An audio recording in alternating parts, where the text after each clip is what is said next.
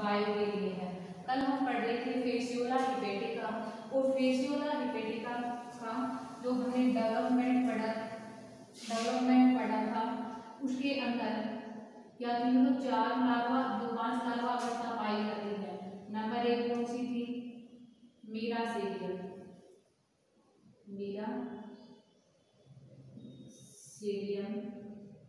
Larva, ठीक है। Second कौन सी थी, स्पोरोसिस्ट लार्वा,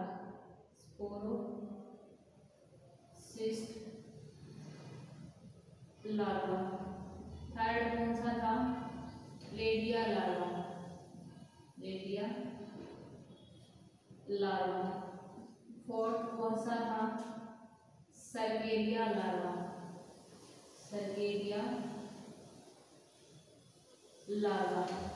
फिफ्थ कौन सा था, मेटासर्गेरिया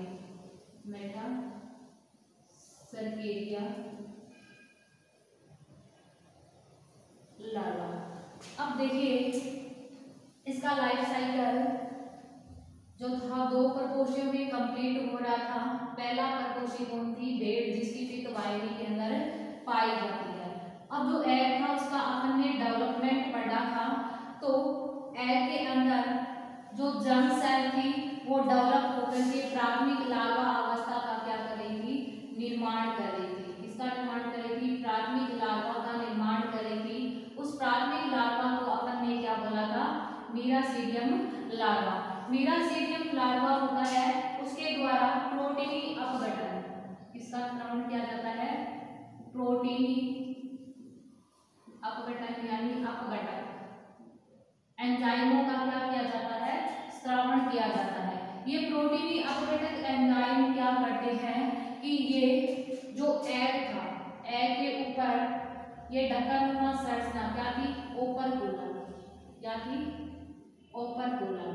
तो ध्यान में रखना कि एग के अंदर जो जर्म सेल पाई जाती है उस जो परिवर्तित होकर के क्या बनाती है, फर्स्ट लार्वा अवस्था का निर्माण करती है, जिसको मीरासीडियम लार्वा कहा जाता है। इस लार्वा के द्वारा प्रोटीनी अपघटक एंजाइम का क्या किया जाता है, श्रवण किया जाता है, जो कि एग पर पाई जाने वाली ढक्कनुमा संरचना को क्या कर देता है, ये ढक्कनुमा संरचना क्या है, ओपर्कुलम। इस ओपर्कुलम को क्या कर देता है, ये गला देता है और क्या निकल जाता है, बाहर निकल जाता है। अब बाहर निकलने के बाद कौन सी क्रिया होगी वो तो बाद में देखेंगे, बट पहले मीरासीडियम लार्वा की क्या पढ़ेंगे, हम स्ट्रक्चर पढ़ेंगे। ये डायग्राम किसका है, structure of miracidium larva, structure of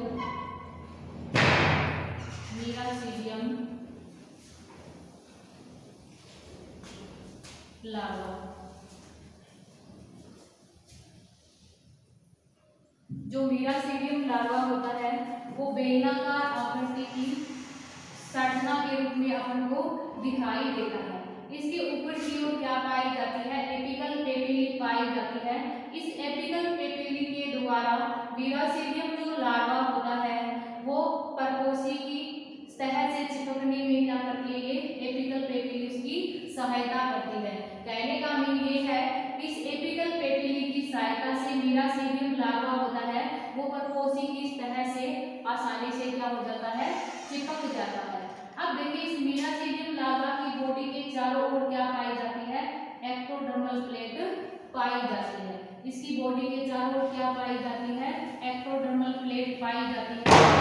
इस प्रकार से 5 रो के अंदर क्या होती है, विभाजित होती है। 5 रो के अंदर क्या होती है, इस प्रकार से विभाजित होती है। First row, second row, third, fourth और फिफ्थ। अब देखिए फर्स्ट रो के अंदर क्या पाई जाती है, 6 प्लेटें पाई जाती है। क्या पाई जाती है, ध्यान में रखना, फर्स्ट रो के अंदर 6 प्लेटें पाई जाती है। 6 प्लेटों में से 2 जो प्लेट होती है वो डोर्सल सरफेस पर, आप सभी जानते हो कि ऊपर वाली ये क्या है, डोर्सल, ये नीचे वाली क्या है, वेंट्रल, साइड वाली क्या है, लेटरल। तो ये इस प्रकार से संरचना है। तो इसमें फर्स्ट रो के अंदर 6 प्लेटें पाई जाती है, जिनमें से 2 क्या होती है डोर्सल सरफेस पर, 2 क्या होती है लेटरल साइड में इस प्रकार से, और 2 क्या होती है वेंट्रल सरफेस पर। तो ध्यान में रखना कि 6 प्लेटों में से 2 होगी डोर्सल सरफेस पर, 2 वेंट्रल सरफेस सरफेस पर, दो क्या होगी लेटरल यानी साइड में उपस्थित होती है। सेकंड रो के अंदर भी 6 प्लेटें पाई जाती है, बट इनमें से 3 ये जो प्लेट दिखाई दे रही है ये कौन सी है, डोर्सल सरफेस की। इनमें से 3 प्लेटें होती है वो डोर्सल सरफेस पर उपस्थित होती है, और 3 प्लेटें होती है वो निचली यानी वेंट्रल सरफेस पर क्या होती है, उपस्थित होती है। थर्ड पंक्ति के अंदर 3 प्लेटें पाई जाती है। कितनी प्लेटें पाई जाती है, 3 प्लेटें पाई जाती है। 3 प्लेटों में से एक प्लेट होती है डोर्सल सरफेस पर। किस पे होती है, डोर्सल सरफेस पर, ठीक है, डोर्सल सरफेस पर उपस्थित होती है। और दो इस प्रकार से ये आपको दिखाई दे रही है, सॉरी जो थर्ड रो उसमें 3 प्लेटें पाई जाती है, इनमें से एक प्लेट होती है वो डोर्सल सरफेस पर और दो होती है वो लेटरल यानी पार्श्व में क्या होती है, उपस्थित होती है। तो इस प्रकार से थर्ड रो के अंदर तीनों प्लेट क्या होगी, कंप्लीट। फोर्थ रो के अंदर 4 प्लेटें पाई जाती है। फोर्थ रो के अंदर कितनी प्लेटें पाई जाती है, 4 प्लेटें पाई जाती है। इन चारों प्लेटों में से 2 प्लेट लेफ्ट में और 2 प्लेट राइट में उपस्थित होती है, यानी 2 प्लेट दाईं साइड में और 2 प्लेट बाईं साइड में उपस्थित होती है। फिफ्थ रो के अंदर 2 प्लेटें पाई जाती है, एक लेफ्ट साइड में, एक होती है राइट साइड में, ठीक है। तो इस प्रकार मीरासीडियम लार्वा की क्या होती है, ये संरचना कंप्लीट होती है। अब मीरासीडियम लार्वा की जो सेकंड रो है, उसके अंदर क्या पाए जाते हैं, आई स्पॉट पाए जाते हैं। क्या होती है, आई स्पॉट पाए जाते हैं। ये आई स्पॉट क्या होती है, वर्णक कोशिकाओं की बनी हुई प्रकाशग्राही संरचनाएं होती है। ध्यान में रखना कि जो एक्टोडर्मल प्लेट है उसकी सेकंड रो में क्या पाई जाती है, आई स्पॉट पाए जाते हैं। ये आई स्पॉट क्या होती है, वर्णक कोशिकाओं की बनी हुई, किसकी बनी हुई, किसकी बनी हुई, वर्णक कोशिकाओं की बनी हुई, वर्णक सेल्स की बनी हुई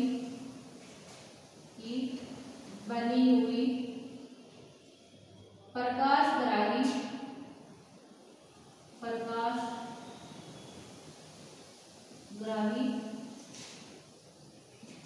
संरचनाएं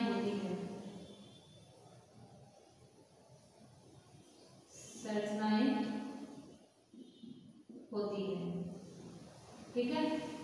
अब इसके अगले सिरे पर एपिकल पेपिली पाया जाता है। ये एपिकल पेपिली इन्हें प्रकोष्ठी की तह से चिपकने में सहायता करेगा, और इसी के नीचे की ओर क्या नहीं, यदि इसके पार्श्व में देखा जाए तो पेनिट्रेट ग्लैंड पाई जाती है। कौन सी, पेनिट्रेट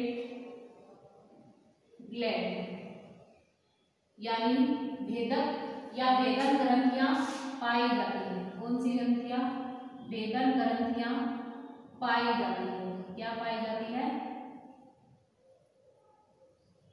इस प्रकार से भेदन ग्रंथियां क्या होती है, इसमें इस प्रकार से दिखाई दे रही है।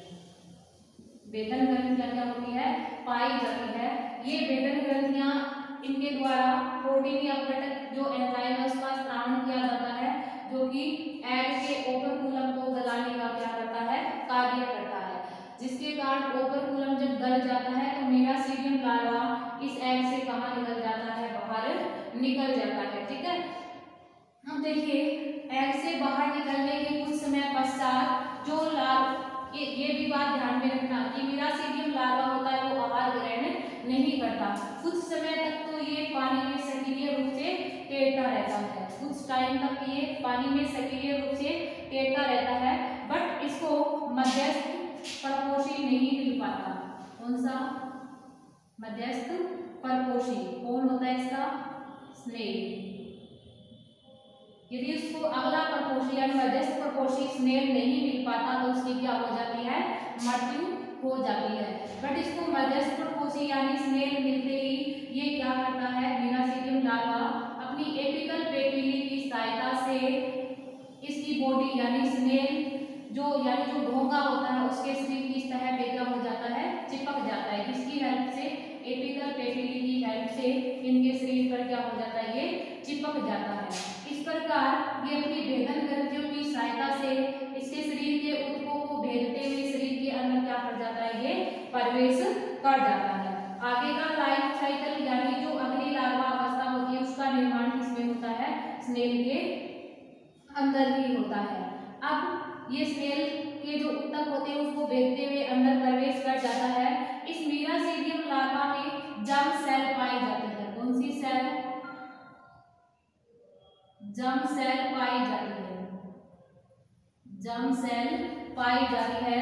ये जर्म सेल परिवर्तित होकर के अगली लार्वा अवस्था का क्या कर देती है?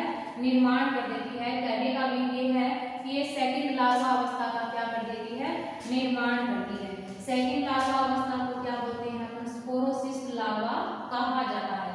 क्या बोलते हैं? सेकंड लार्वा अवस्था को अपन स्पोरोसिस्ट लार्वा बोलते हैं। तो ये इसकी संरचना है। ये अपना जो डायग्राम है वो है structure of sporocyst larva. Sporocyst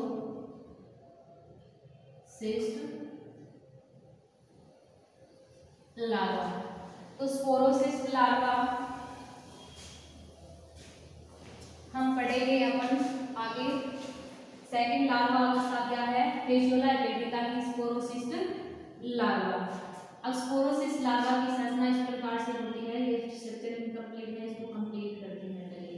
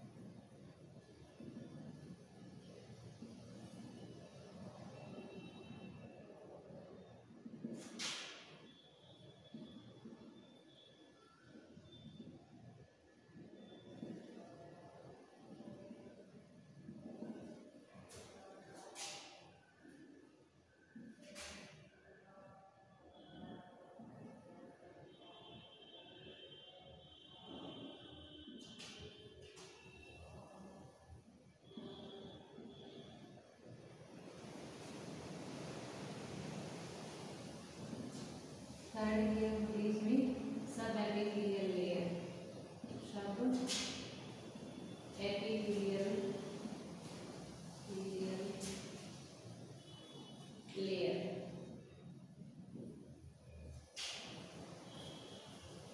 ये है प्रोटोनेफ्रिया, प्रोटोनेफ्रिया।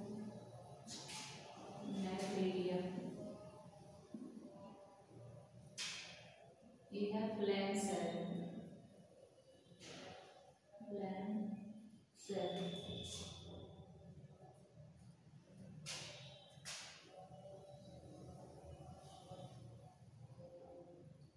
ये है कोल्स,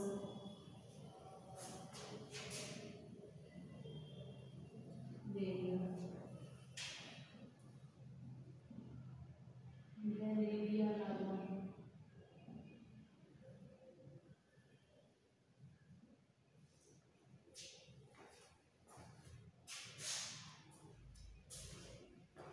ये है जर्म सेल।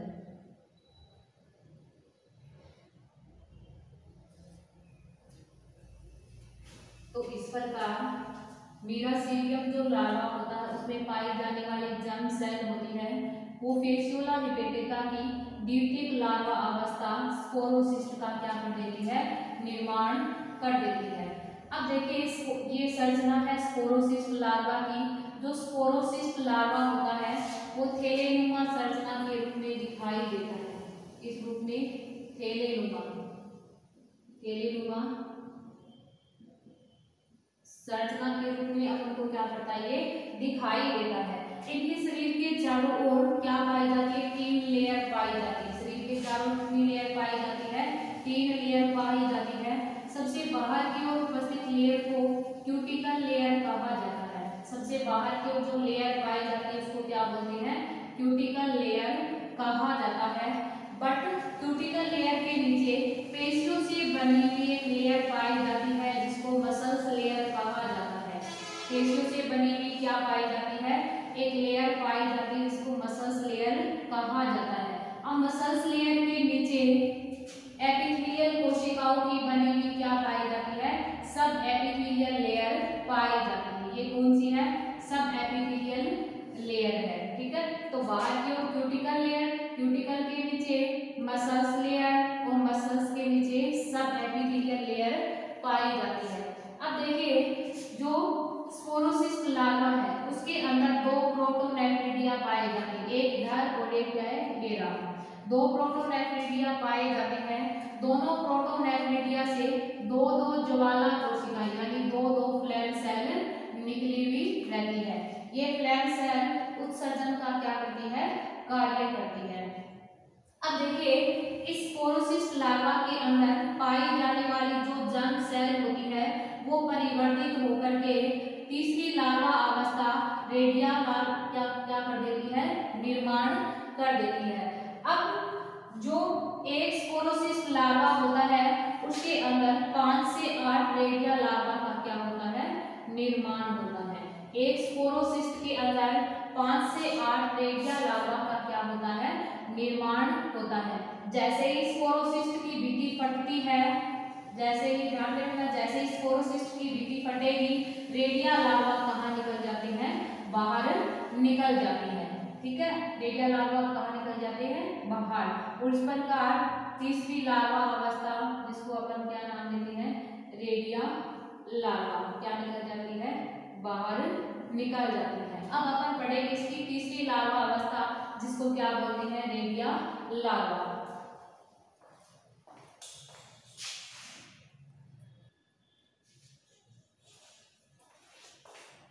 अगली जो इसकी थर्ड लार्वा अवस्था है वो है रेडिया। तो ये डायग्राम किसका है, रेडिया लार्वा, रेडिया लार्वा। इसका डायग्राम ये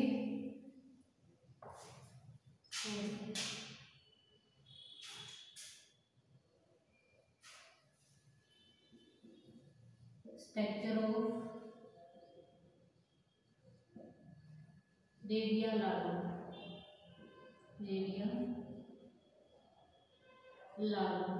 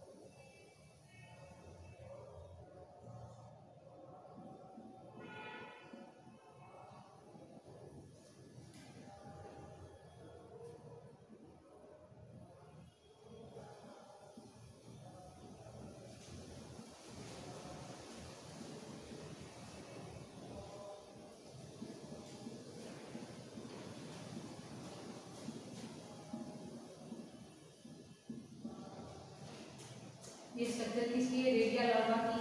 रेडिया लार्वा के बाहर क्यूटिकल लेयर, ये मस्क्यूलर कॉलर हो गई, और अंदर की ओर क्या होगी? सब एपिथेलियल लेयर। ये कौन सी होगी? सब एपिथेलियल लेयर। लेफ्ट हो गई, ये क्या हो गई? Flame cell. Flame cell protonephridia, ठीक है। तो इसकी थर्ड लार्वा अवस्था है वो है रेडिया लार्वा। रेडिया जो लार्वा होता है वो बेलनाकार आकृति की संरचना के रूप में अपन को दिखाई देता है। ये बोल सकते हैं कि जो रेडिया लार्वा होता है वो बेलनाकार आकृति का होता है। क्या होता है? ये रेडिया लार्वा बेलनाकार आकृति का होता है। अब देखिए रेडिया लार्वा के अग्र सिरे पे क्या पाया जाता है? माउथ। क्या पाया जाता है? माउथ। माउथ पीछे की ओर फेरिंक्स में खुलता है। किसमें?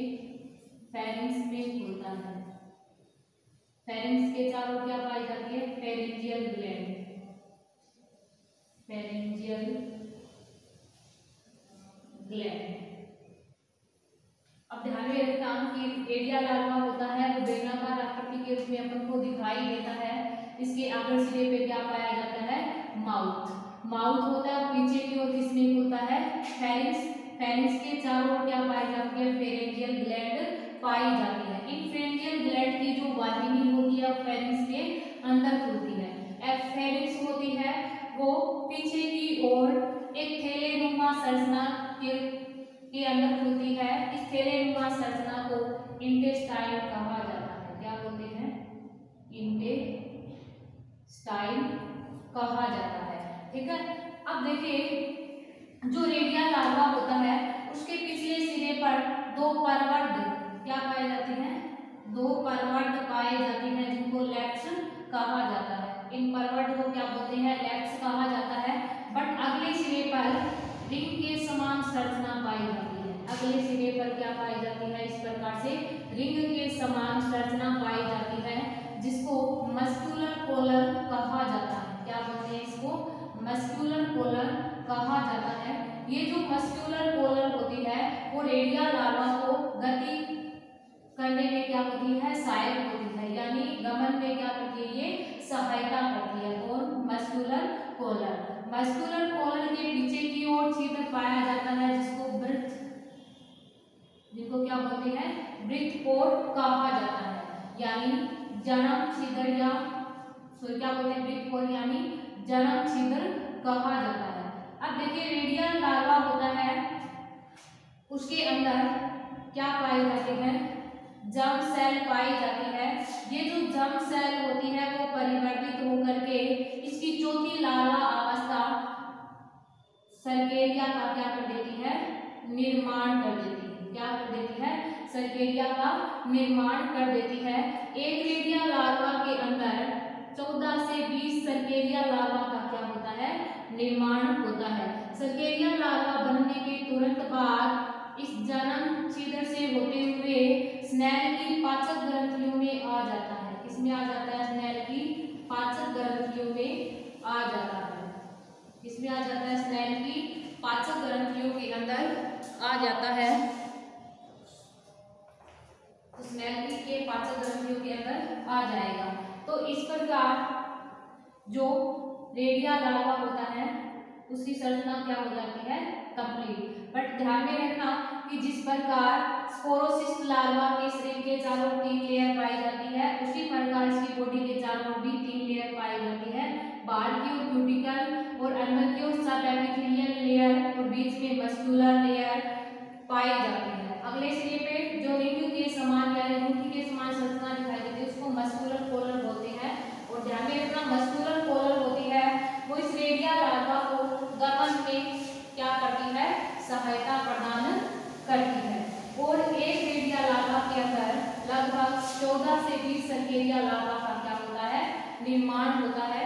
सर्केरिया लार्वा बनने के तुरंत बाद इस ब्रीथ पोर से होते हुए स्नेल की पाचक ग्रंथियों के अंदर क्या हो जाता है, आ जाता है। तो इस प्रकार इसकी 3 लार्वा अवस्था क्या हो जाती है, कंप्लीट हो जाती है। क्या हो जाती है, इस प्रकार की 3 लार्वा अवस्था कंप्लीट हो जाती है।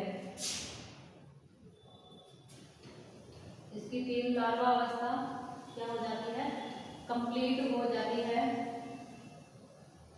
चौथी लार्वा अवस्था क्या होगी इसकी, सर्केरिया। चौथी लार्वा अवस्था क्या होती है इसकी, सर्केरिया लार्वा। आज के लिए बस इतना ही, आगे मिलेंगे नेक्स्ट क्लास में।